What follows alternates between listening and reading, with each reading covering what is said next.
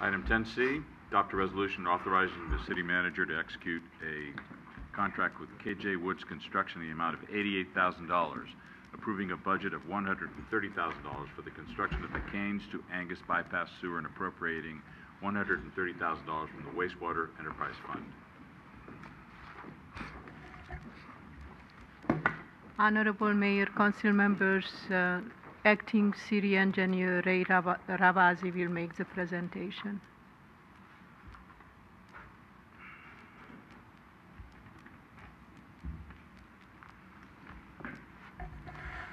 Good evening, Mr. Mayor,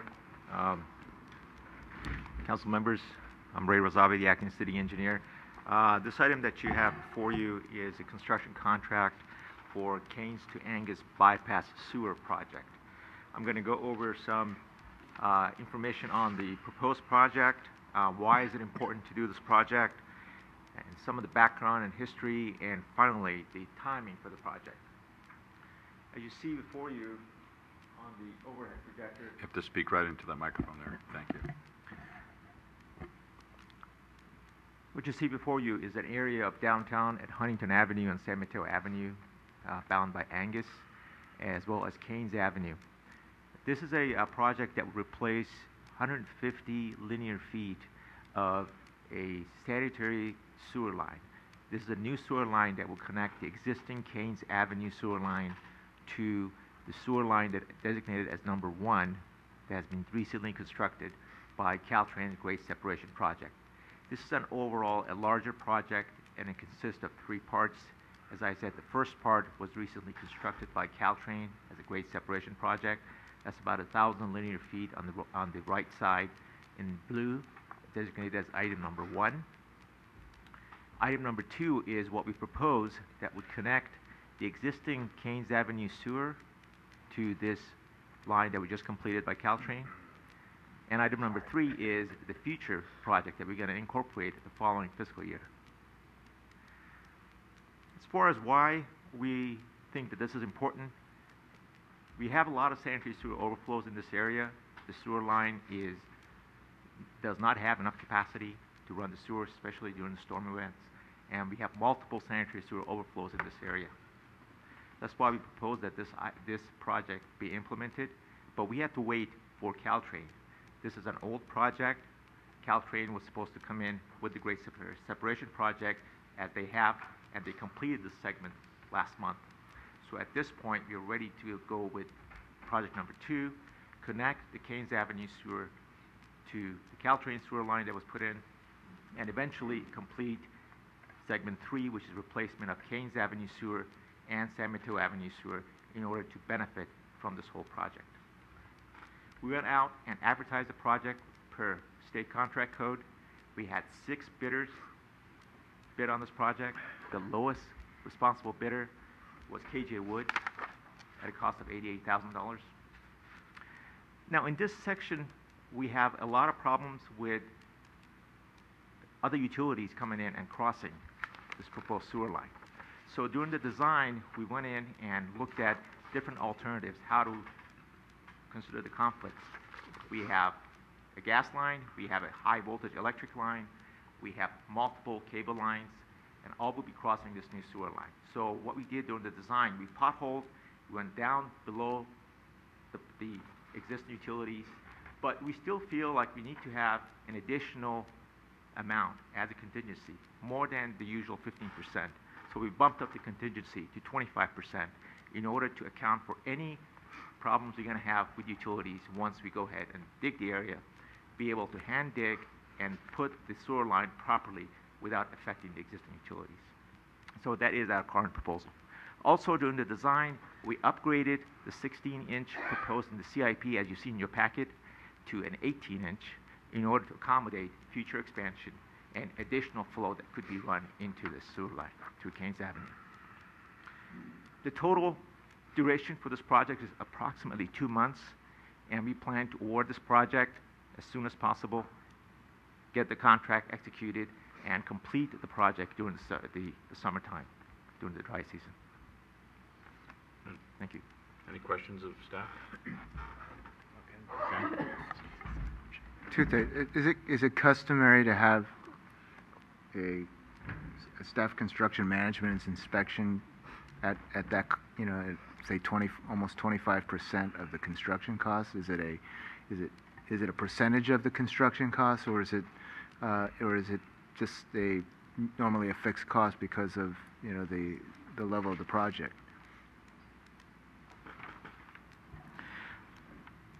Okay, approximately, we allow about 10% to 15%, depending on the size of the project. Of course, if you have a $100,000 project as opposed to a $1 million project, the percentage changes.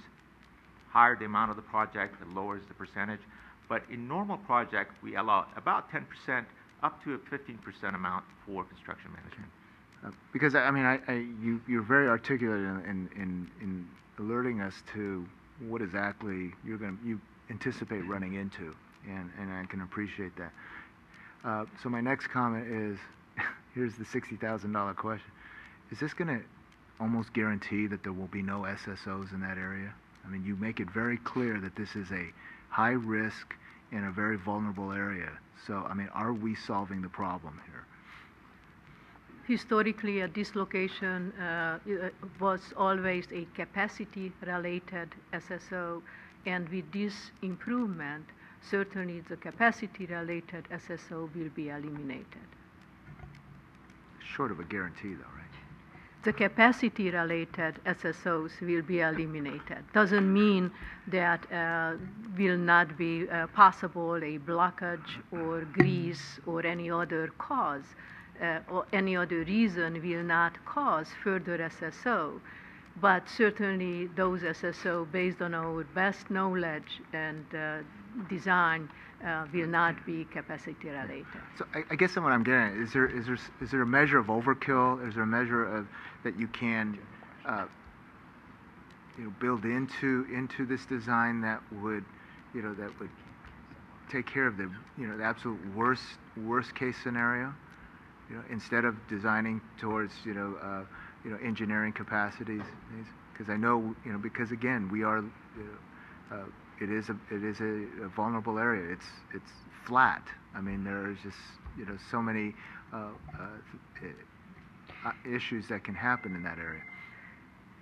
Based on our best knowledge and also based on modeling what was done by our consultant, this will meet the long-term capacity need of the city. Is a balance, how big size you should go with any design for sewer.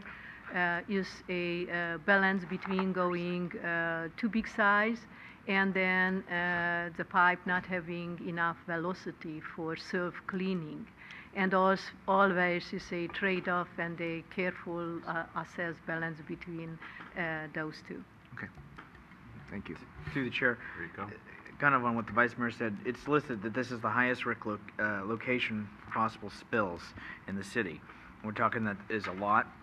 In the report it says numerous. Can you help quantify for me or others what a lot, numerous, highest risk, opposed to another section or another area? I understand it has to do with grade separation and a project that was, I guess there's some history that could go back to 0405 when it was first discussed, or even further than that. At this location last year was experienced ASSO. Also this year was experienced ASSO. And the only reason why wasn't any SSO during last week rain event and the rain event before that, our division installed emergency bypass 2 weeks ago and basically bypassed this location, and that's how they prevented another SSO at this location. And this is the highest number, is the last known capacity-related location which caused SSOs at this time in the city. And I apologize, I didn't hear when you said, did you say A or 8? This is the only capacity SSO location at this time in the city. No other known capacity-related deficiencies are in our sewer system right now, based on our best knowledge today. This is the last capacity improvements based on our available knowledge today. So we've had them in the, okay. He wants a guarantee too. Everywhere else, the SSOs are not caused by the lack of capacity of the pipe itself, but they are caused by either debris, root intrusion, or grease. Those are, or structural failure. So Those capacity-wise is what you're stating, this will Correct. correct, which is the highest The- problem that we have in the city currently. Correct. Which could be different than what other SSOs are That's causing. correct. To say this brings The the most last. SSOs Correct. This is is the not totally correct. In the capacity aspect, yes. As far as in the city of San Bruno, where's the highest SSOs, period? Would this be considered that? This happened to be both. This is the high SSO location and the last capacity-related SSO location. Us number of SSOs historically. I can go back for the last few years, but I know for that, how I said, last year was a SSO at this location. When you This say- year you was saying A, are you saying A as singular, or I'm one not hearing you correctly. SSO last Okay, year. I'm sorry, one, One okay. SSO this year, and two other SSOs were prevented By the bypass. already by the emergency bypass this year. And then traffic-wise, what would be the plan as far as disruption to the area? Obviously, there would be, but how would we try to mitigate that? Obviously, it's tight. There is a traffic control item in the budget, and we plan to have the traffic moving at all times, except at perhaps some evenings or some night works that we may have to close down just for safety, that we have a very, very deep trench. This sewer, because we have to bypass all the other utilities that are anywhere from 5 to 8 feet below ground, this sewer actually goes down below 10 to 12 feet. And in order to do that, we may have to close down part of the street, and we try to do it outside of the time that would impact the businesses. But there is a traffic control item in the bid, and the contractor will submit us for our approval a traffic control plan to keep the traffic moving in this area. This is very sensitive to the businesses, we understand that, and we want to make it sure that not only the businesses are not get impacted, but also it is safe for people to be crossing this, either pedestrian, bicycle, or motor vehicles. Go. Through the chair, thank you. Just one quick question. I'm sure that this was factored in, but I'm wondering how much future growth can this improvement provide for the areas that are upstream of there? I mean, are we planning for pretty much any possible future growth in the area, or some of it? In our design was included any possible growth for based on our general plan and also transit corridor plan.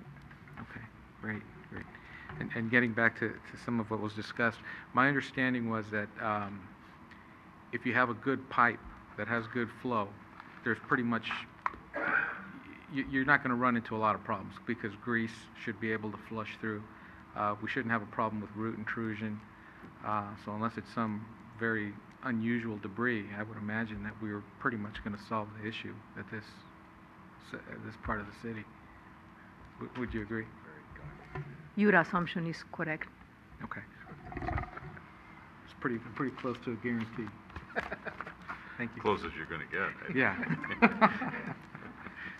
Nothing else we can do, basically. Any Put discussion? guarantee in the minutes. And you can let the record show that Mrs. O'Connell showed up. All right, thank you. Done. Okay, any more discussion or action on this item? I'll introduce the resolution for adoption. Councilmember Salazar. Aye. Councilmember O'Connell. Aye. Councilmember Medina. Aye. Vice Mayor Ibarra. Aye. Mayor Ruane. Aye.